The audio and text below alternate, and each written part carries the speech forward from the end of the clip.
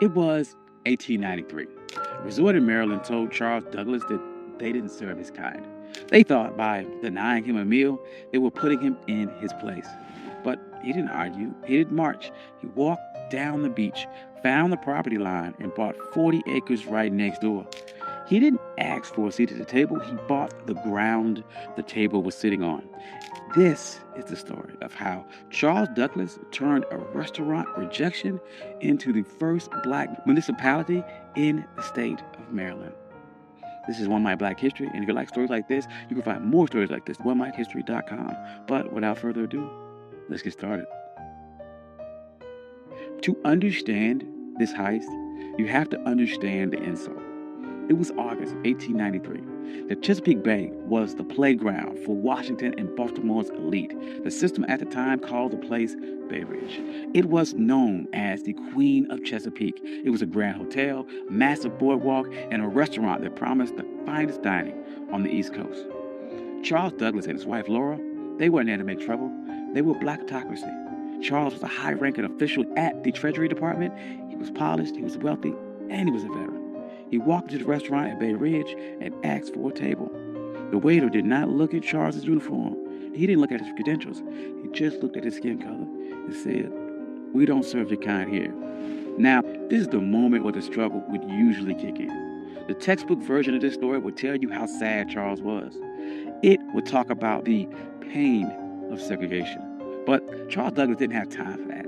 He had a military mind. And he looked around the restaurant and saw white families eating. He saw the owners counting money. And he realized that their business was built on a territorial monopoly. They thought that they owned the prestige of the water. They thought by banning him, they were keeping the luxury for themselves. Charles walked out of that restaurant, but he did not leave the area. He walked down the beach, he crossed the property line, and he stood on the dirt right next to the people that insulted him. He was looking at a 40-acre tract known as Bashir's Farm. It was rugged, overgrown patch of coastline. To the owners of Bay Ridge, it was a waste of space. To the system, it was unimproved land. But to the Colonel, it was the high ground. Charles Douglass knew something the owners of Bay Ridge didn't.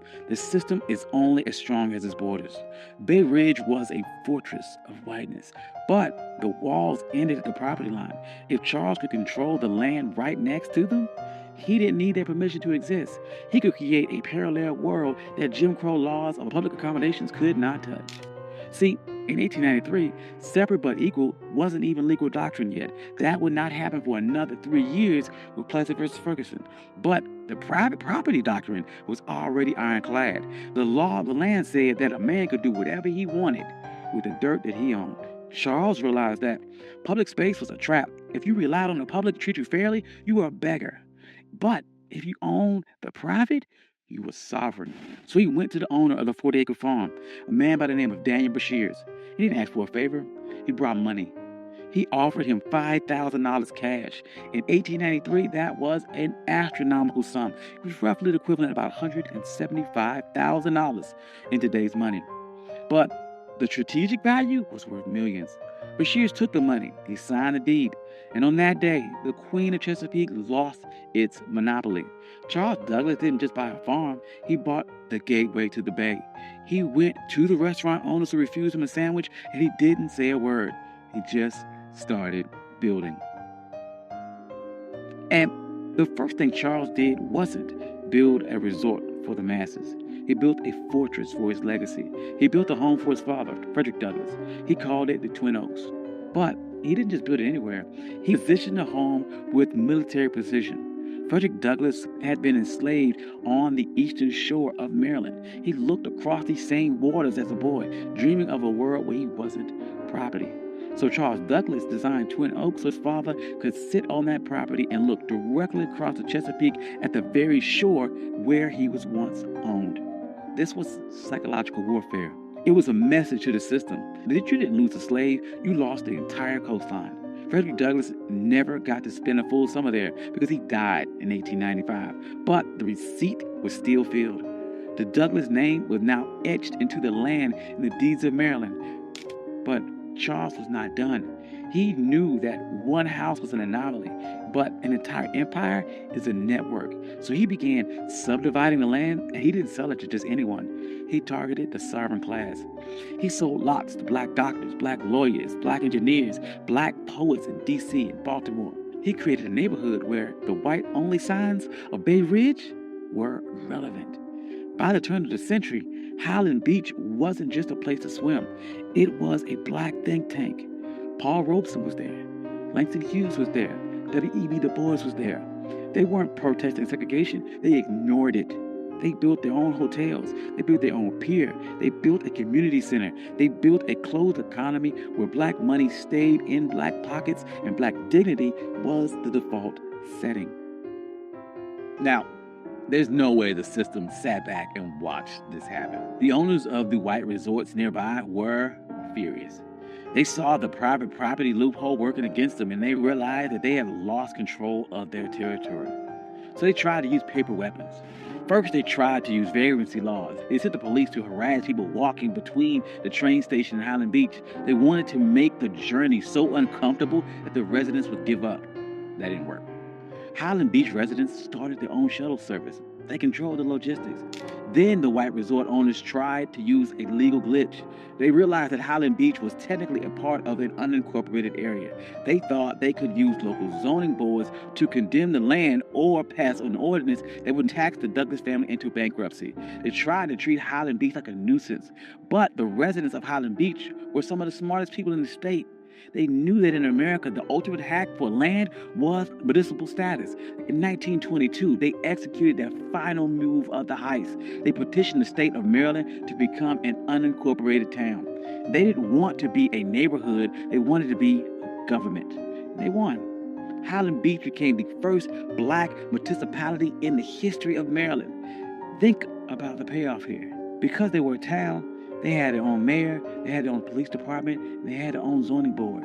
When the white resort owners tried to pass laws against them, the people of Highland Beach just passed their own laws to cancel them out. They weren't marching and asking for civil rights. They were exercising their statutory power. By the 40s and 50s, Highland Beach was the summer Apollo. While white Maryland was obsessed with keeping its beaches segregated, Highland Beach was outproducing them culture and social capital. But the winds, they are changing, and the system shifted its strategy.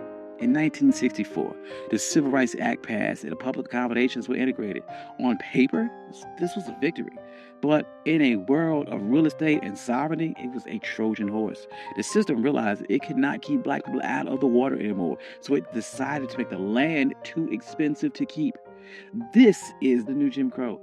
As white developers realized that coastal property was the ultimate asset, they began using tax assessment and eminent domain and environmental regulations to squeeze black families off their land. In places like Hilton Head and Bruce's Beach in California, the system succeeded.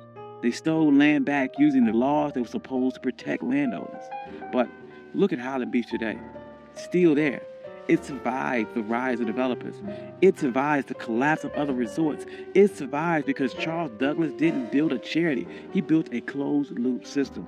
The residents of Highland Beach understood that the land wasn't just for lounging. It was for continuity. They passed these down for generations. They created trust. They created a black culture of holding the line. During the Civil Rights Movement, we get caught up about the seat of the lunch counter. But Charles Douglass reminds us that the lunch counter is just a piece of furniture, and that if someone owns a building, they can always find a reason to move the chair or keep you out. The true power is owning the blueprints. Charles Douglass was told his money wasn't good enough for a meal, and he didn't waste a second trying to change that waiter's mind. He used that energy to change the map. He proved that when the system closes the door, you can't keep knocking till your fists are bloody. You can buy the hallway. You can buy the entire building. You can buy the entire beach. You can buy the ground that it sits on. And today, Highland Beach stands as a reminder that we aren't just laborers in the American story. We are the engineers of our own exit. Thank you. This is One Mic Black History. I'm your host, Country Boy. If you like stories like this, you can find more stories like this at onemichistory.com. Hope you enjoyed this. This is something different. I enjoy this a lot.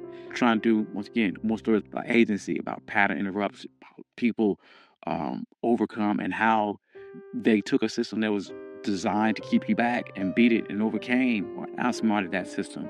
Hope you enjoyed that. I'd like to thank all my day ones. You guys are amazing. Thank you guys all for coming out. Like, financial contributors. Oh, yes. And if you don't see your name here, please reach out to me. I'll add your name. I'm sorry. I love you all. Peace.